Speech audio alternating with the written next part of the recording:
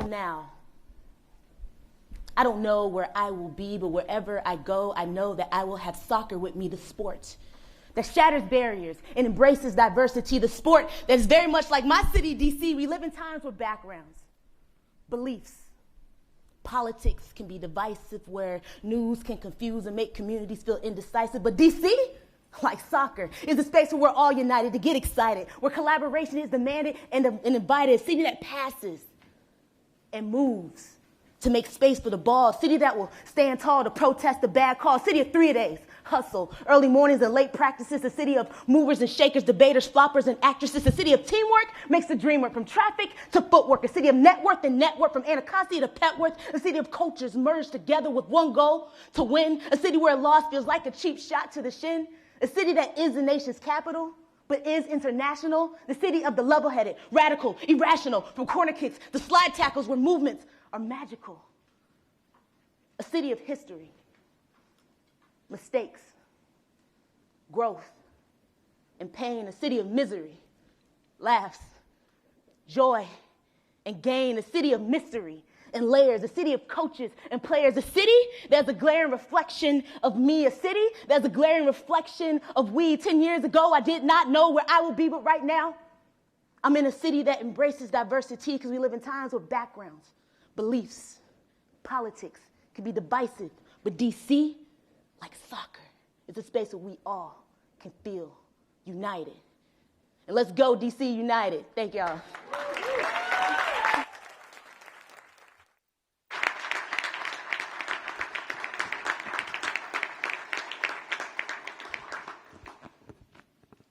I didn't really quite think this through, how I'm supposed to speak after that. Please give another round of applause for Charity Blackwell from DC Scores. Thank you so much, Charity. My name is Greg Odell. I'm honored to serve today as MC for this event. I'm the president and CEO of Events DC, and we are so excited that this day has finally come. I want to acknowledge our mayor for her incredible leadership in being here today, and we'll hear from her shortly. I want to also acknowledge the county exec for being here. We're so honored for the partnership and her leadership as well. I also want to take time to represent the Ambassador Montezuma, who's here as well, so thank you for being here as well.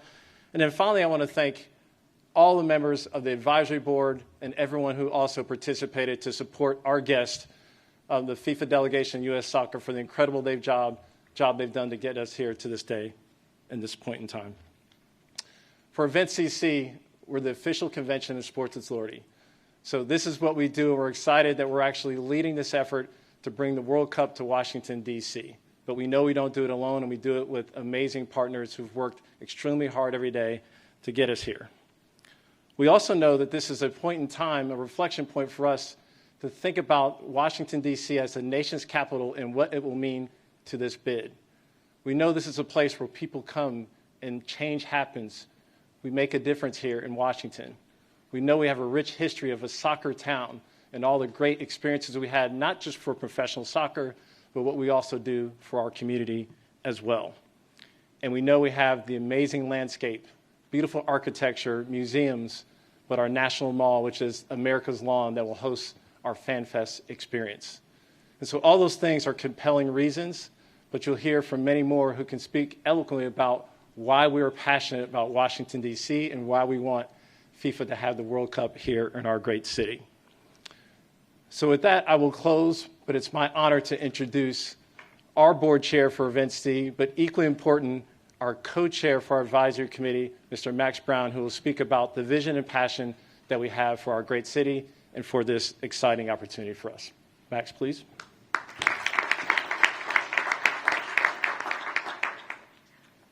Thanks for putting me after Charity. That was great. Charity, that was fantastic. Really, thank you. Another round of applause.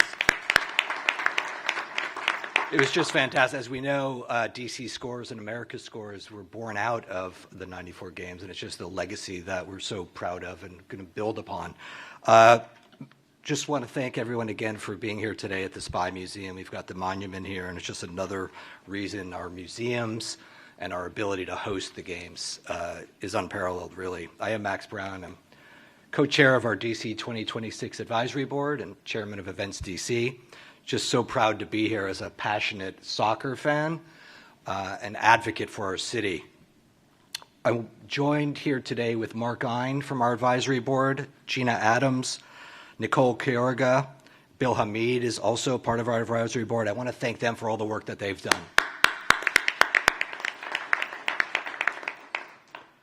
Also want to thank our mayor, Mayor Bowser, our Mexican ambassador, Esteban Moctezuma, and our Canadian Deputy Minister of Congressional Relations, Heather Grant, and our Prince George's County Executive, Angela Alsobrooks, who are here. Thank you so much. I have some just very brief remarks. Before I get into it, we're here to talk about soccer and bringing people together.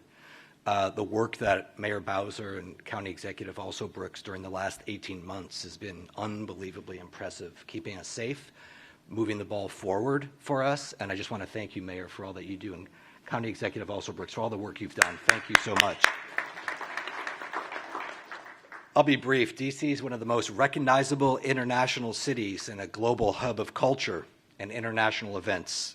In D.C., you'll find top-tier hotels, restaurants, quality entertainment, free attractions, and we're one of the most bikeable, walkable cities in the country.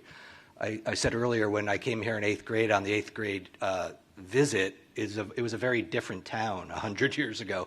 It's a vibrant, vibrant city. We're further distinguished because we're one of the most diverse cities in the country and the epicenter of American foreign relations. We have almost 200 embassies here, which people forget about sometimes. It's an international city. And our passion for the game has helped grow it across all of our communities, from varying income levels, youth, women athletes, folks with disabilities. It's our commitment to use these games as a catalyst to make success accessible to all. We're exceptionally well equipped and prepared to host the games. As you see the Washington Monument's here. We've got the Capitol building on one end of the mall, Lincoln Memorial on the other. There's no better place than Washington, D.C. and the National Mall to host our Fan Fest. And so it's my distinct pleasure now to introduce our esteemed mayor, champion of the city and champion of this bid, and our number 10 off the pitch, Mayor Muriel Bowser.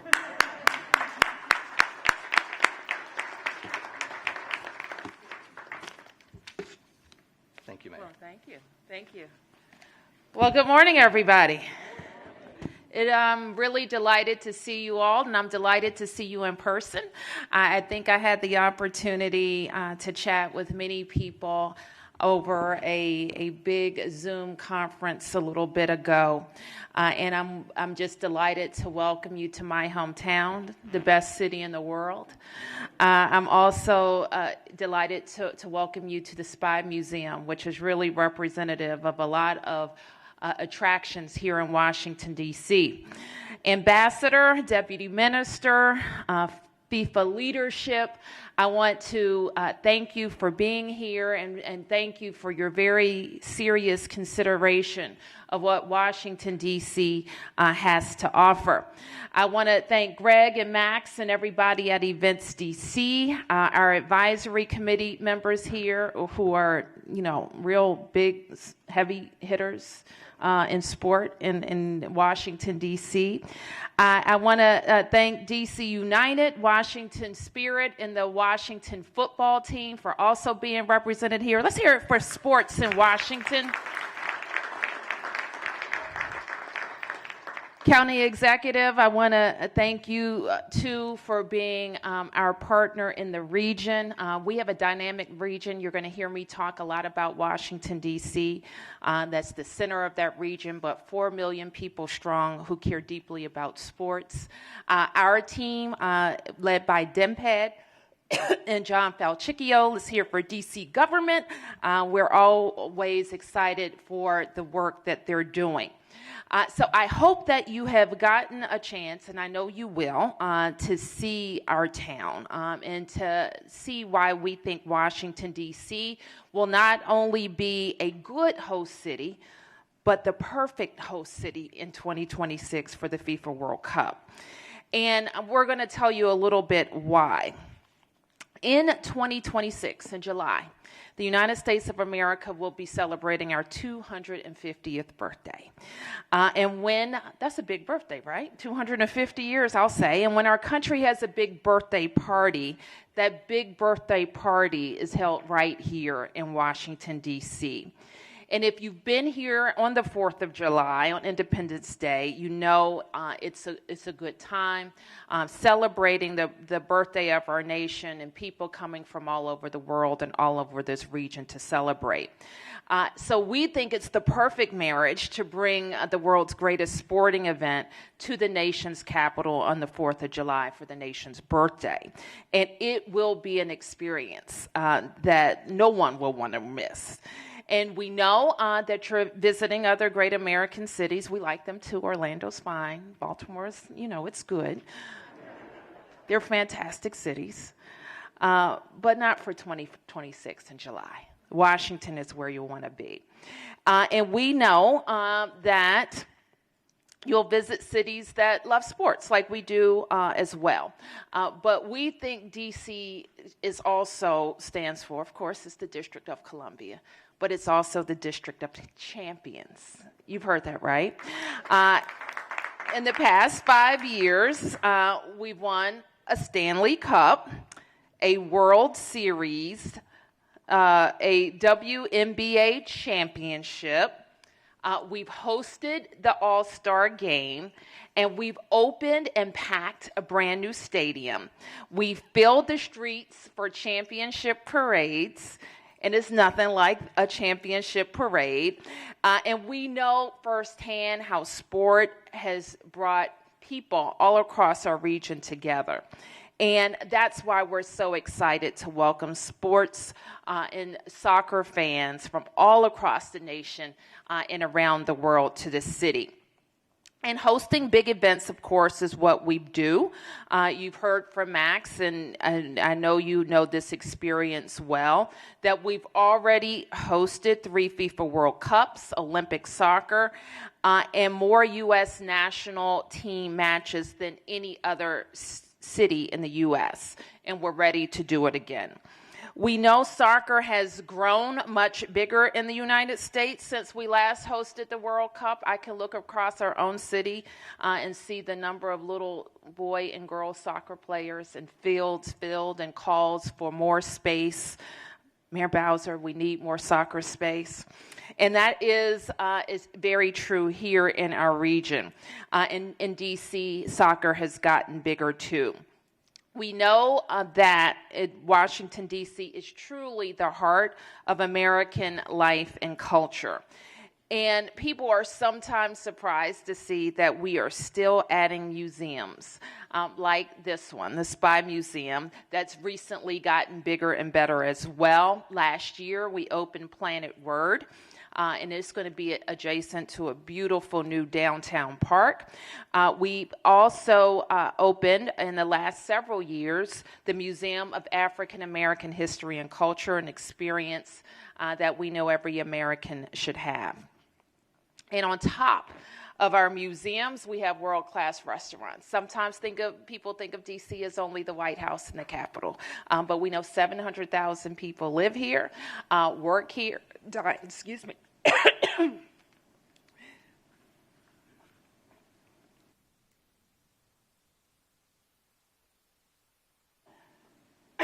Dine and play here as well. I ate something I think I shouldn't have.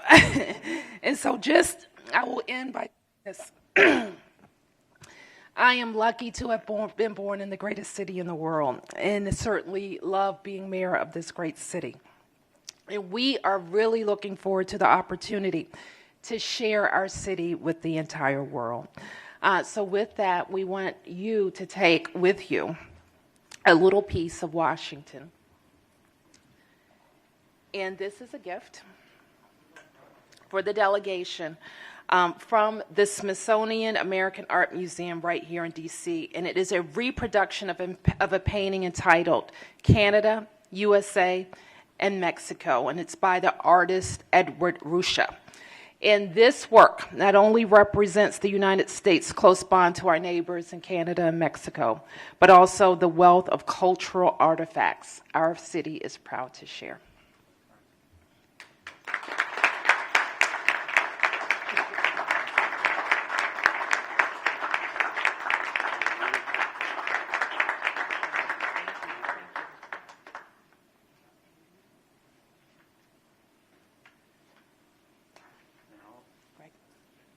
Oh, thank you.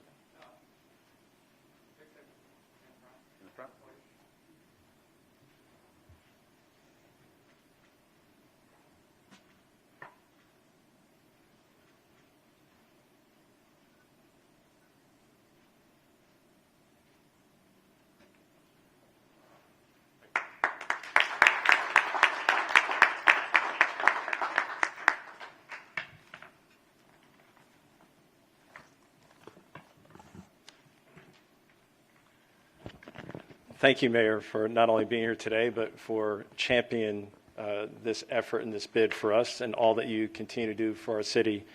I got to say, it's actually nice. We've had this press conference for so long, and I don't think I've heard the word COVID mentioned throughout the entire press event, which has been nice.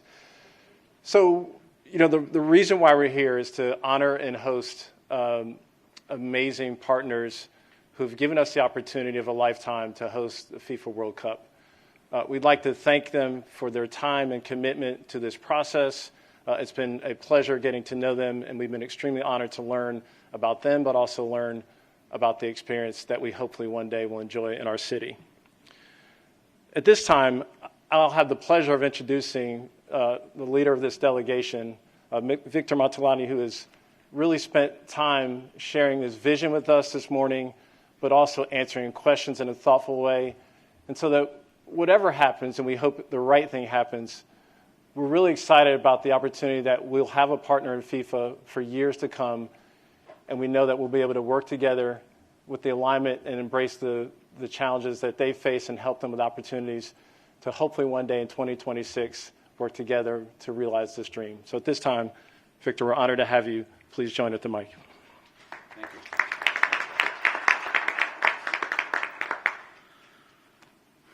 Thanks, Greg. First, I don't know if it's pride or I just usually speak. I always speak without notes, but I have to tell you, you brought it to another level. So I think the next FIFA Council meeting, I'm going to bring you, Charity, to the next FIFA Council meeting too, because you really got everybody riled up and really well done. When I go home, I'm going to start practicing poetry, see if I can do it in the next meeting. So, Mayor Bowser, thank you very much for first of all, the kind remarks. And I think this morning your team did a fantastic job in presenting themselves, presenting the city. But I think your passion for your city was the icing on the cake in terms of your remarks. So thank you very much. I'd like to also acknowledge a fellow countryman, Deputy Minister from the Council, Canadian. I did my civic duty. I know there's an election tomorrow, so I voted before I came on this tour. So I won't say who I voted for, but I voted. Ambassador, un caloroso bienvenido. Yo sé que cuando va a jugar contra Canadá y Estados Unidos, no es caloroso, pero hoy sí. So bienvenido. I think it's very important.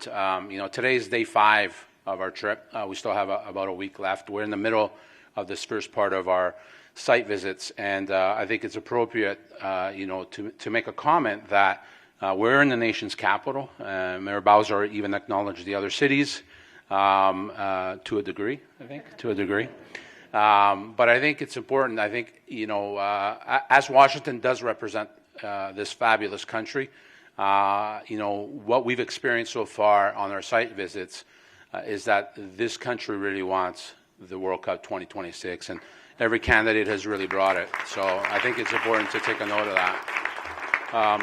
In terms of D.C., we all know what it is. We all know the beautiful city that it is, but at the end of the day, cities are made up of people, and I think it's very important to acknowledge the team that presented to us this morning, led by Greg and Max, and fantastic presentation, buttoned down, as I said earlier.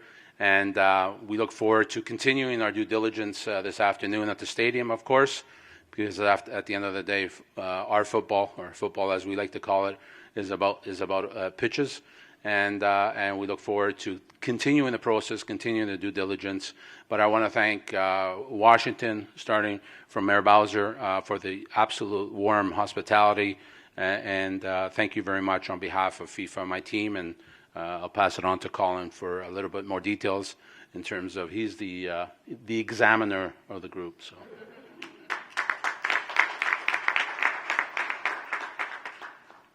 Thank you, Victor. Good afternoon, everyone. Delighted to be here in the nation's capital, and thank you to the Mayor, to Greg, to Max for the warm, very warm welcome. This is the first time that we've been able to come over the last sort of 18 months for obvious reasons, but this is by no means the start of the dialogue that we've had, and I'd like to thank Greg, Max, and the whole team for their patience and all the hard work that's gone on.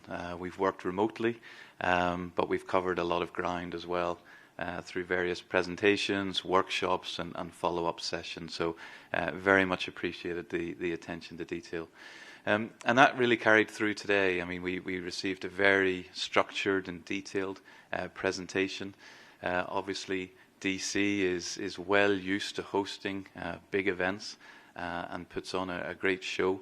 And I think what was great to see today was just an explanation also of how integrated the delivery of these events are, and that's obviously of key importance to us as FIFA. What we're here to look at is really to see the integration of all these different areas that go into making the World Cup what it is. It's the largest sporting event in the world. Billions of people around the world watch it. Millions of people come to the host cities to enjoy it live, both in the stadium and in the host cities itself. So what's really important for us is that we work together with our host cities in partnership. Cities are not simply somewhere where a stadium happens to be located. The cities really are integral partners in the successful delivery of a World Cup, and that's everything from the stadium, obviously, transport, hotels, airports, but also the people. You know, how do the people work together and collaborate to ensure that all our guests, and I mean guests because it's fans, teams, broadcasters, sponsors, media, the residents of the host cities as well, how can we ensure that everyone has just simply an unforgettable experience, because that's ultimately what the World Cup is. So a big thank you to DC for hosting us. The rest of the afternoon we'll be out at the stadium, and then we'll have sort of a close-our session later in the afternoon. So thank you.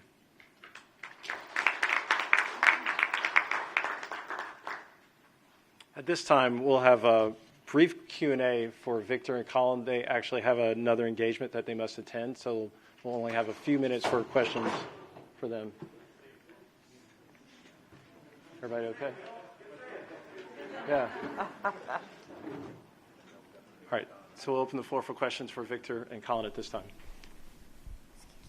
Victor, you know this area, you know this region better than anyone. You know the markets and the availability. What is in your perfect world, what is your timetable, your timeline for finalizing these venues, particularly in America where there's more for less spots? Yeah. First, I think it's important to acknowledge the two players. That's why we put Bill and Brianna down at that end, so that they could catch that. So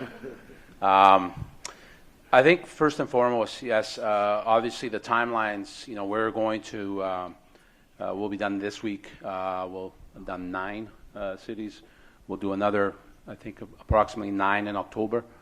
And then we'll finish off the remaining that are left, mainly Canada, Mexico. There might still be 1 or 2 U.S. cities that we'll get to as well that we can get to October in November.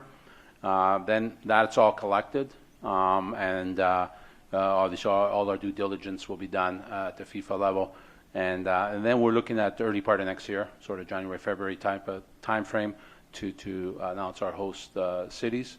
I think what's important to note is that, when we bid for this World Cup, it was a united bid. Okay, I know obviously it's 3 countries, but I think it's important to understand that it wasn't a country. It wasn't a 3-in-1 type of bid. It was actually a united bid with the cities that have been presented.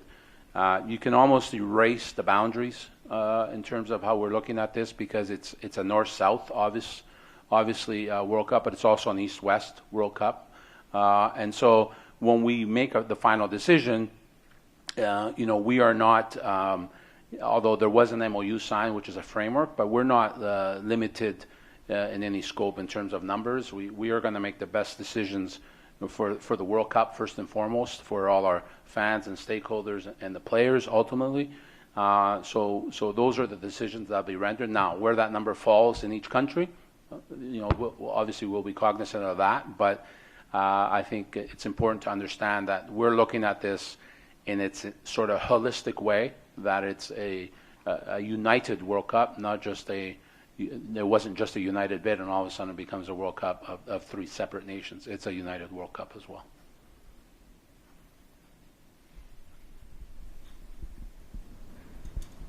Following on from that, at this time there are 5 Canadian and Mexican venues officially in the mix. There's a lot of talk about Vancouver returning to the process. I think, Colin, you may have addressed that officially they are not in the reckoning, but could we see that shift, and would you be visiting Vancouver in the months ahead? Because obviously this has a knock-on effect for the number of U.S. bids in contention.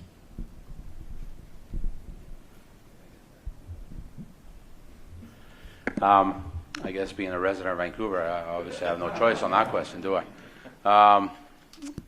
So I think it's important to know, I think Colin's spot on, we are officially dealing with this.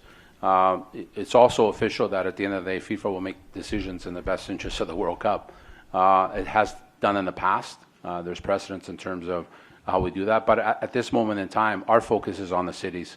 And as I said before, to my previous answer, there is no knock-on effect.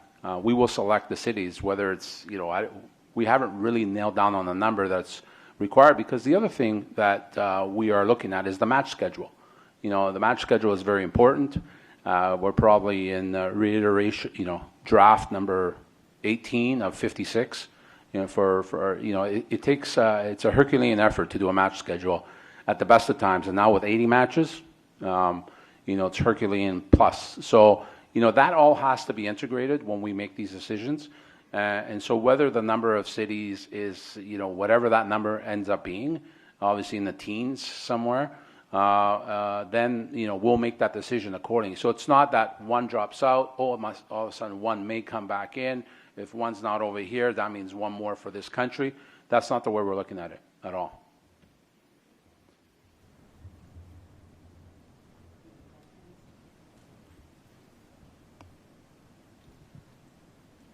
Colin, obviously there's a lot of cities bidding here.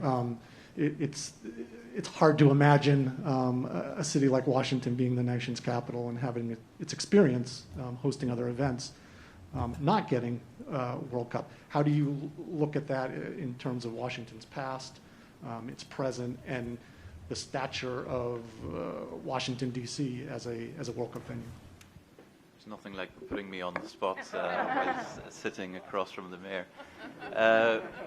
No, look, that's exactly what we look at in all the cities. Yeah, what's really important is for us to look at what's the previous experience of hosting major events. And like I referenced in my earlier words, it's the integration of the agencies and the collaboration of the different parties that go into a successful delivery of major events. And that certainly stands cities such as DC in very good stead. We're seeing the stadium this afternoon, and ultimately, the World Cup is all-encompassing when it comes to cities, but it happens on the pitch in the stadiums.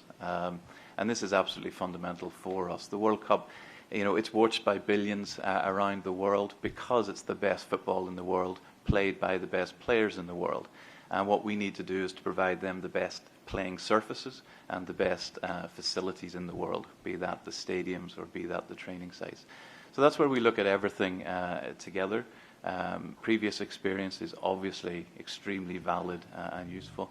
As Victor said, we approach this from a holistic view, and we, that's why we're going to the stadium this afternoon. We put all that information then together, and that's when then that forms our decision-making process towards the end of the year, beginning of next year.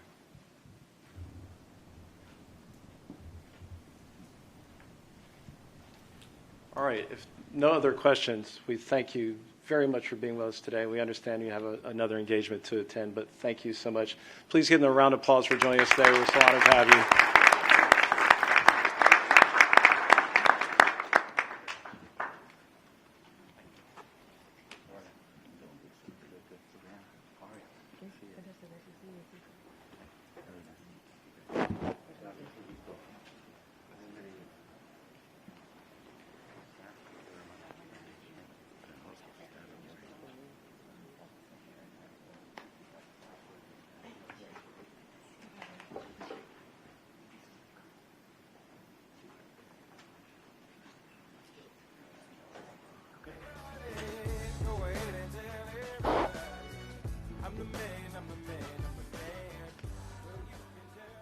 Victor and Colin, you have theme music as you walk out. It's impressive.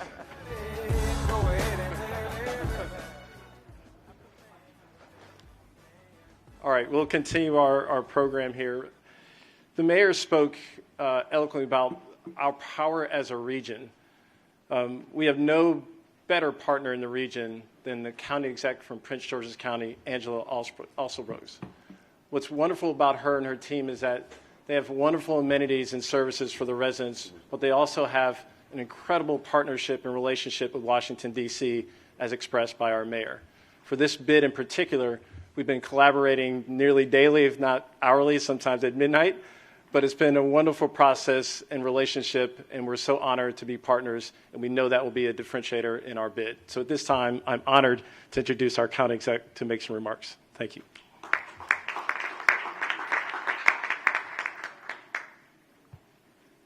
Good afternoon, everyone.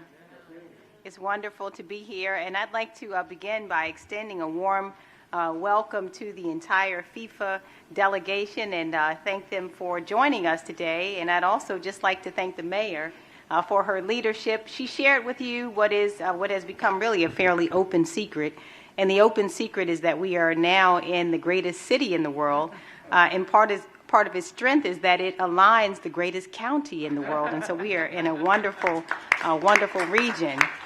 And I know that Prince Georgians, along with football fans across the region, are so excited for the possibility of hosting the highest and most popular international tournament in all of sport, the 2026 World Cup.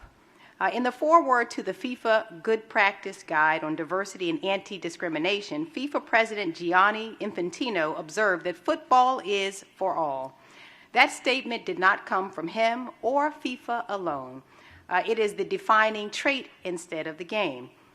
In the words of President Infantino, only by working together can we ensure that this aim is achieved, that the game becomes a veritable festival of cultures. FIFA Secretary General Fatma Samora put it like this: to fight discrimination, therefore, we must learn from each other and take a stand against it while supporting diversity. Of all the places the World Cup could take place, the Washington metropolitan region is perhaps the most diverse. In Prince George's County, our already diverse community has only grown richer over the past decade, with a community of cultures that are uniquely American and international as well. Our recent census estimates that 88.7% of our residents are from a diverse background. We know that our diversity is a great source of strength, as people from every walk of life come there for opportunity and expect to be treated the same regardless of where they're from or how they look. In Prince George's County, we actively support local minority-owned businesses. We award contracts to minority-owned businesses for services like building contracts for new schools.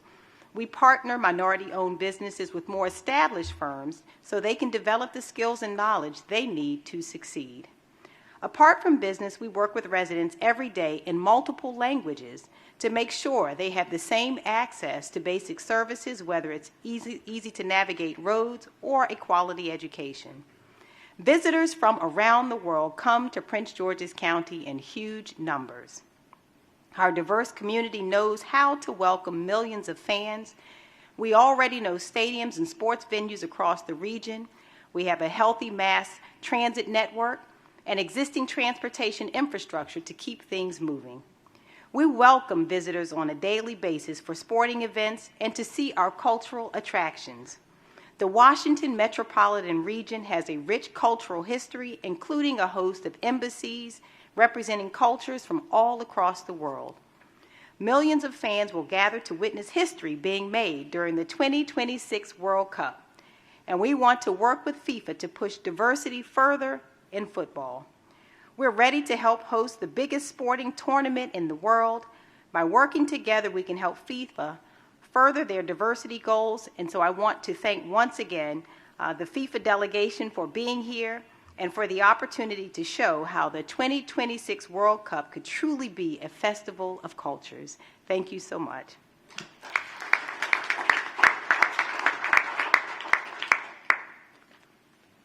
Thank you, County Exec also Brooks.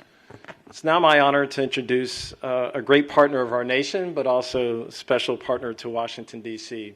Victor spoke about our united bid of all three countries of Mexico, Canada, and the U.S., but we also have a special relationship because we have all the embassies here in Washington, D.C., and so we've been honored about the guidance and support we've gotten from the ambassador.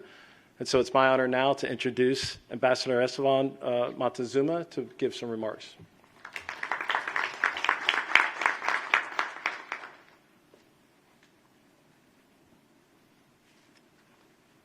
Thank you. First, I want to recognize the presence of Mayor Bowser. She has been an important ally of the Mexican community. Thank you very much.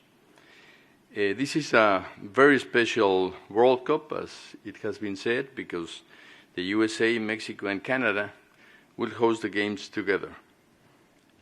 This will be a true North American united event. And in Mexico, we all have fond memories of the World Cups we have organized and hosted, those of 1970 and 1986.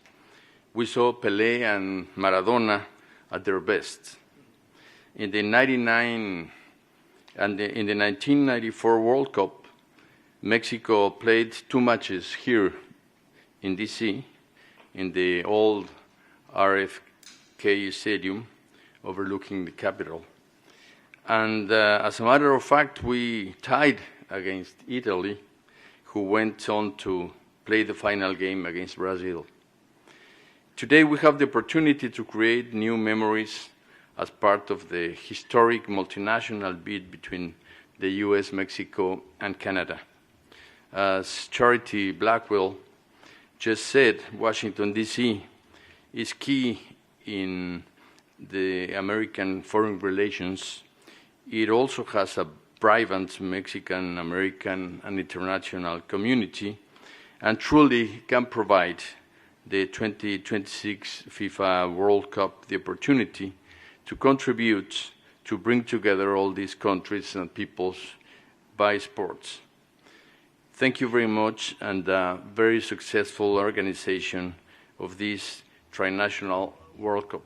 Thank you very much.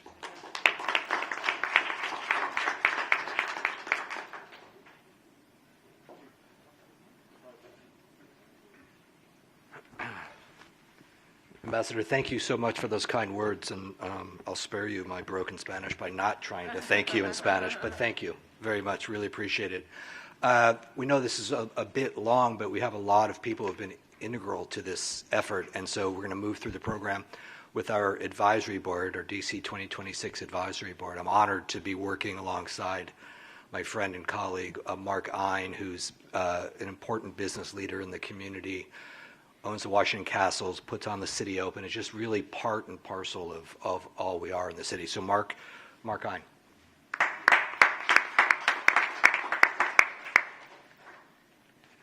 Thank you so much, Max, and It's a pleasure to be here with everyone and to welcome our FIFA ambassadors. I'm so proud to help lead this diverse committee to help bring the 2026 World Cup to Washington, D.C. as part of this historic multinational bid with our friends in Canada and Mexico. Our city, our community, and our region is about making history, advancing diversity, being a crossroads for the world. And at the intersection of each of those pillars is the game of soccer.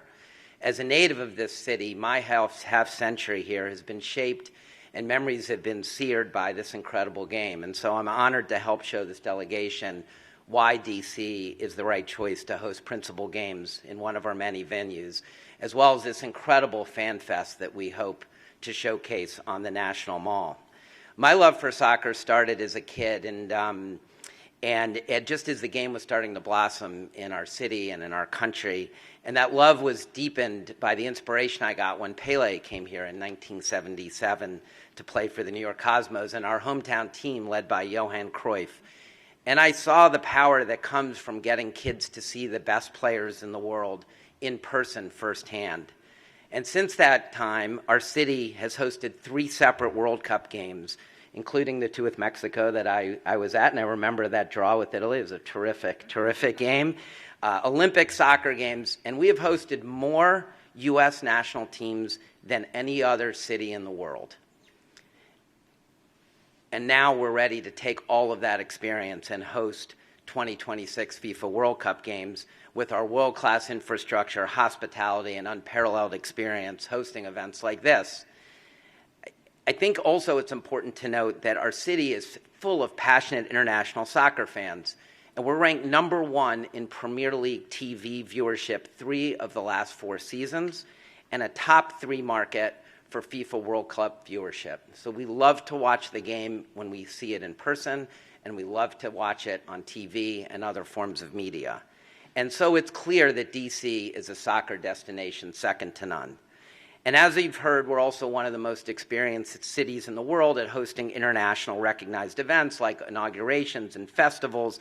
And we have the infrastructure and resources and the coordination that you heard the team from FIFA talk about to throw these events to make them world-class and make them come off without a hitch. No city provides as many free activities on a world-class basis like Washington, D.C. And beyond the impressive fandom and facilities, we're home to an incredible array of pro sports teams, venues, and that attract millions of people annually to come watch them. As the owner of a couple of these, my greatest memories are not of the games we've won, the records we've broken, but it's looking around packed stadiums and seeing kids with their parents, friends, teammates coming together to watch the sport that they love. And the greatest compliments I get aren't for our team's victories, but rather when people look around our stadiums and say, this is the greatest representation of the incredible melting pot of our community.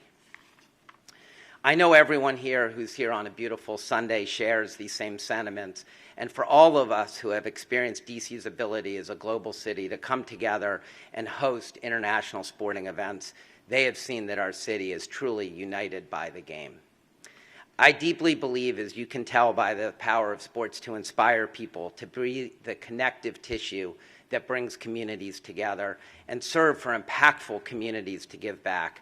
With this monumental city as the backdrop, the members of our advisory board, along with our professional soccer and sports teams, incredible youth teams and programs, millions of existing soccer fans, and the millions more we'll create, we are ready to host these World Cup games, an incredible fan fest that will showcase the nation and our city and make a lasting and forever impact on soccer, not just in our city and our country, but around the world.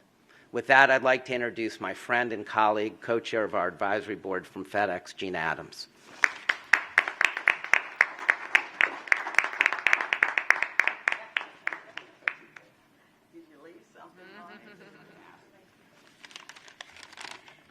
Thank you, Mark, and good afternoon, ladies and gentlemen.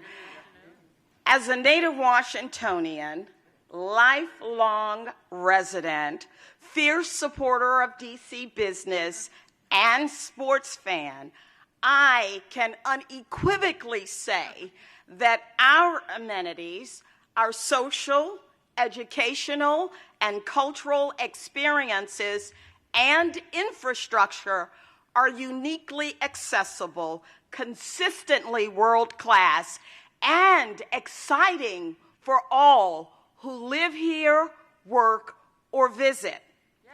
With a proven ability to host major international athletic and cultural events, this city, with its diverse population, its long-standing embrace of soccer at a recreational, scholastic, and professional level, and our mayor's leadership, of course, is perfect for FIFA's World Cup in 2026. Where else can soccer fans watch the world's most popular game while also enjoying experiences brought from everywhere the game is played?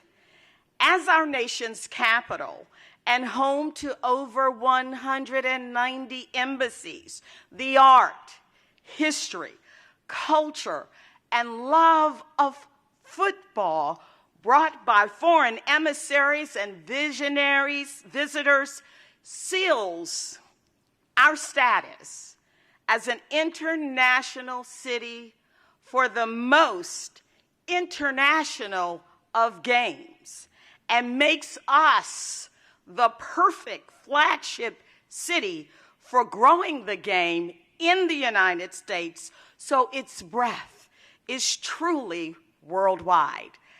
Thank you, and now allow me to introduce my friend, Nicole Quiroga.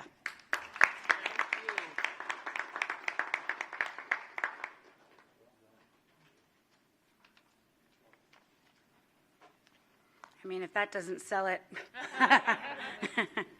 Buenas tardes. Buenas tardes. And happy Hispanic Heritage Month. You really can't say Hispanic without saying football.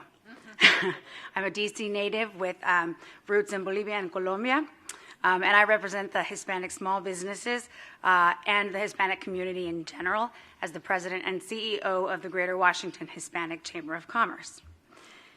This is a perfect time to welcome you here today in this beautiful metropolitan area, a region where there are just under 1 million Latinos in this region alone. Latinos who, by the way, when and if we get to host the World Cup games, will create a we'll create a whirlwind, a mighty whirlwind of passion and excitement that will be second to none. As Max Brown stated, DC is home to more than 100 foreign embassies and cultural centers. Those embassies include 180 of FIFA's 211 recognized countries, making this area incredibly internationally inclined. As we welcome all of FIFA's delegates here today who come from all over the world, we want to highlight that the district welcomes more than 20 million visitors, with more than 2 million overseas visitors from China, the UK, Germany, Australia, France, India, South Korea, Brazil, Italy, and Japan. Through my work promoting international trade and business while supporting the growth of Hispanic and minority-owned businesses in this region, I have seen that our city has so much to offer people, regardless of where they come from. We have more than 70 museums in the city, 30 national parks, and 100 free attractions, the highest concentration of any city in the country. All this making DC one of the most affordable cities for visitors. And the one thing that makes the city so great is the majority of museums and attractions are just steps away from the National Mall and the site of the 2026 FIFA Fan Fest. By opening our doors to this opportunity to host the 2026 FIFA World Cup Games, we are also introducing the world to America's rich history and culture and creating the potential for expansion and investment that will help our community prosper. The city has seen time and again that through our diversity we can find unity, and there is nothing more unifying than sharing a passion for the sport found in nearly every corner of the globe. I am absolutely confident in DC's ability to shine through these games and to show off and show the world how united we can be. Muchísimas gracias a todos por estar aquí. And now I'd like to introduce my colleague, Danita Johnson, DC United President of Business Operations.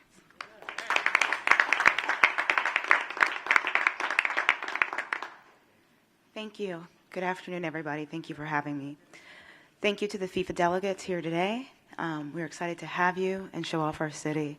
DC United. I have the honor of serving as the President of Business Operations for DC United with 26 years of rich history of the game of football played right here in our city. From RFK to our newly built stadium, Audi Field, that opened in 2018, we have the honor to bring our fans from around the city and all the local fans from the surrounding cities to join us throughout our season each year. The best part of that, we also get to have homegrowns, such as Bill Hamid, who's here with us today, who will speak as well, that learn the game of soccer through our programs. Through our partnerships with organizations such as DC Scores, we have the opportunity to elevate the game and continue to make it be a part of our community. So why Washington? Washington, D.C. is unique global capital with deep roots in football. As you know, 26 years of history with us and many more from around the world. History paired with a commitment to the future and sustainability of the game. With its world-class infrastructure and its city's proven ability to host high-profile international events, there is no city like D.C. And FIFA fans from around the globe will experience a FIFA World Cup like no other. Washington, D.C. is truly a destination that nobody would want to miss out on. So thank you. We appreciate your consideration. We look to see you here in 2026. And without further ado, I get to introduce my colleague, homegrown, part of the U.S. men's national team, and part of our first team, Bill Hamid.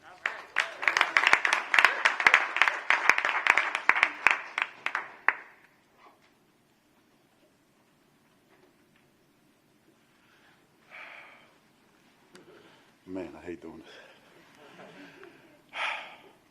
Ladies and gentlemen, fellow DC 2026 colleagues, our wonderful Mayor Bowser, you are looking at a direct result from the success of Washington, D.C.'s 1994 World Cup bid.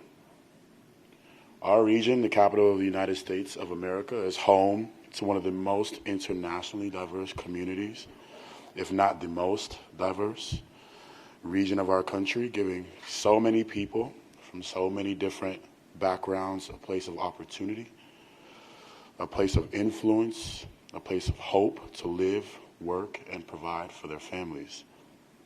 Growing up in this region, I learned at a young age, our diversity gives us a massive passion and love of the beautiful game. And it's one of the strongest and most beautiful unifying catalysts we have in such a political city. The United States Soccer Foundation was launched in D.C. as a result of the momentum generated in the city by the '94 World Cup Games. And it's become one of the largest football charitable organizations in the country. They have used their vast network and influence to make football accessible to youth and underserved communities across the nation by focusing on mentorship, preventing juvenile delinquency, and using sport as a vehicle to combat childhood obesity by promoting healthy lifestyles for children. As a DC-based organization, their proximity to power has enabled us to change the lives of nearly 1 million American children. The '94 World Cup Games not only gave my family the opportunity to come to this country and create a youth football club to spread the joy of the game within our community, but we as a community used that faith from you, FIFA, to create distinct programs like America Scores, DC Scores, that would give youth from all over our region after-school programs, especially in underserved areas, the opportunity to have a safe environment to learn, to create, to study, and to achieve a university education as well as to achieve their dreams. Playing in the DC United Academy system, those after-school programs gave me the opportunity to get off the streets and to turn my life around and make something of myself. And I had the opportunity also coming up to work in those after-school programs, and to give back, being an academy player, which is one of the most beautiful things that I think I've done in my career, was to have that opportunity to then give these kids a safe place to know that they have a young black man that could show them the way, show them something different than what they were so accustomed to seeing. For us in our region, football is everything. The history of football is everything. Legendary international footballers like Bolivian stars Marco Echeverri, Jaime Moreno, former U.S. international Ben Olsen, and England international Wayne Rooney have graced our football scene. The legendary RFK Stadium gave us some beautiful memories in the '94 games, which brought us together as a region. And we as a capital city, as a city, capitalized on the faith FIFA gave us to lead. With our selection, we will continue to lead this country and sport as best as we always do. And I assure you, we will take every necessary step and precaution, and we will give everything to make sure we, the capital, Washington, D.C., represent FIFA 2026 to the absolute best of our abilities and beyond. It is embedded in our DNA to lead. We have hosted the most, as so many have said, we have hosted the most U.S. men's national team matches in our country's history, as well as the '99 and 2003 Women's World Cup games. So the foundation is set, and we are ready to show the world how special our city is and how far our immense passion for football lies. Also, with your faith, we can continue our aim to change the world and give more opportunity for our youth, continue to use our international influence to grow our beautiful sport, and in our region, and continue to use football to unify people all over the world, from one of the most powerful and influential cities on our globe. We, Washington, D.C., are ready. So thank you for your consideration, and thank you for your time.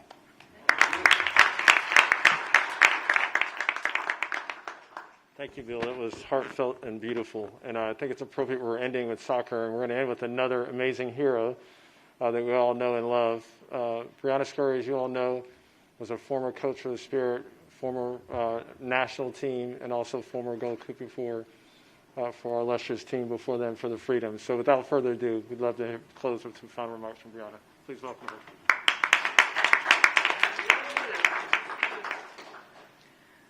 Oh, Bill, tough act to follow, my friend.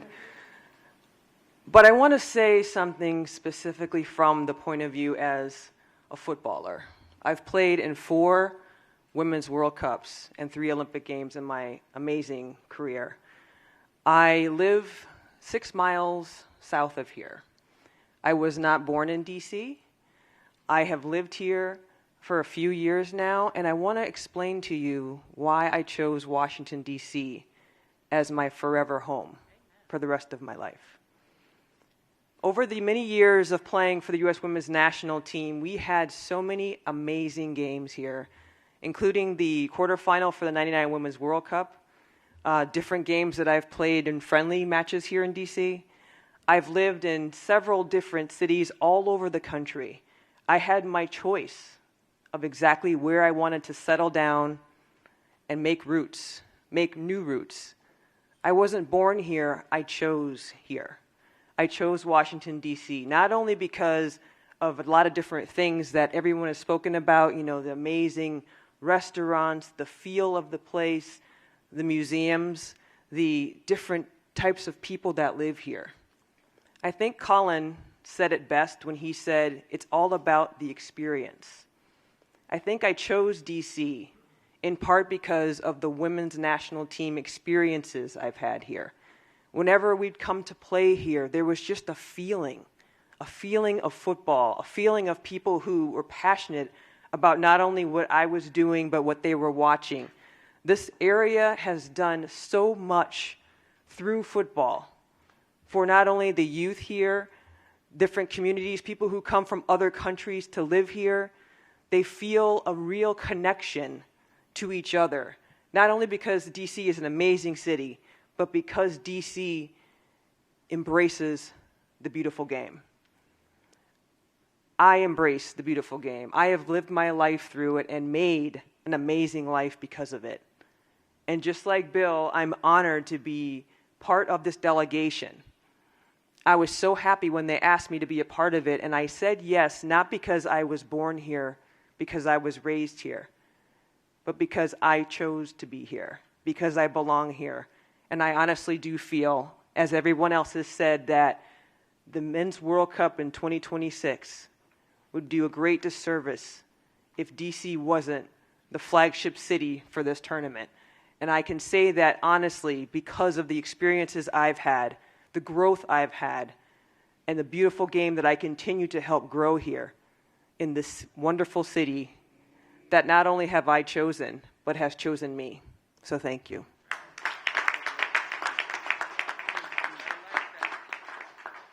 Thank you. Thank you so much, Brianna. We are a bit over time. We're going to take just a few questions, and then we're going to have to wrap up, but we'll do some right now. Any questions? Yes, sir. This is, I don't know if this would be for the PG delegation or for anyone at the dais, but we understand that there's going to be widening and other refurbishments to FedEx Field should the bid be successful. And I was just wondering how that work investment into the facility would figure into all the other dynamics of the lease expiring with the football team, the potential of a new replacement venue in the years immediately after the World Cup. You want me to start? I'm happy to. So specific at least to any investment or improvements for FIFA, there will be, in our arrangement with FIFA, whether it's through the lease structure or not, we'll accommodate or be able to offset some of those costs specific to that as it relates to the investment required for the game. So anything else outside of that, I can't speak to the broader question you had about the county, but that's how it'll be handled for the games. Okay. Any other questions? Yes, sir. Hi, this is a question for anyone who wants to ask about this. One of the things we talked about, you guys talked a lot about, was diversity, inclusion. This is the most diverse city in America. We've seen incidents in FIFA matches recently of racism towards the players. Recently, England versus Hungary, there was racist incidents. How would, obviously 2026 is far away, but what steps would DC take to make sure that does not happen, to curtail football hooliganism? Yeah, I'll start, and I know the mayor will speak passionately about this issue. I think, one, we've been very pleased with our relationship with FIFA and their commitment. I think it's something that none of us will tolerate. We don't control the games and play on the field, but they know something as a community that we also would not stand for. And so we're hopeful that that will be dealt with quickly and actually not be tolerated as part of the spirit of the game. But I know from the city's perspective, and the mayor will speak to this, you've seen how the mayor's demonstrated her leadership on these issues time and time again, and I will stop there and not steal her thunder. Well, thanks for that question. And our approach is to emphasize our values as a city and a region, and we've been pretty successful at that over the last several years, talking about how diversity makes us stronger, standing shoulder to shoulder with our neighbors, and insisting against racist acts or language. And most of that we do by relying on emphasizing and promoting our values. You heard already that 1 million Latinos live in Washington. And what you didn't hear me say to Nicole is when we get the World Cup, they're going to go absolutely crazy. And they're talking about it. They're excited about it. But this game, this beautiful game, as we've heard it describes, attracts people of all backgrounds and beliefs. And we look forward to, I always tell people, I like to have the ball, right? I do. I'm not a soccer player, but I like to have the ball. So if we have an opportunity to showcase our values to the world and demonstrate why the game shouldn't be infected by racism, we want that opportunity, and we're well positioned to take it. Let's have one last question, and then we're going to have to leave. I'm just curious, obviously DC has a long history of hosting events like these. Do you get the feeling, though, that like the events of the past 4 years, particularly maybe what happened in January, in your dealings with FIFA have affected their perception of DC as a potential host city? That's a great question. The simple answer is no. I think you heard Colin speak directly to this. I think they've been very impressed in our discussions about our ability to coordinate and implement and execute on large events. I think what's happened, ironically enough, is that we all heard about what was supposed to happen yesterday or not, and we all went about our business and executed as we normally do, regardless of what happens in our city. And so I think they have a lot of comfort in that, and I think it speaks to the strength that we can do so under any conditions in our city. So we're going to have to wrap up. Apologize. We're going to have to keep a tight schedule for the delegation. But thank you all so much for being here. Really appreciate the support, and we'll see you when we win this bid. Thank you.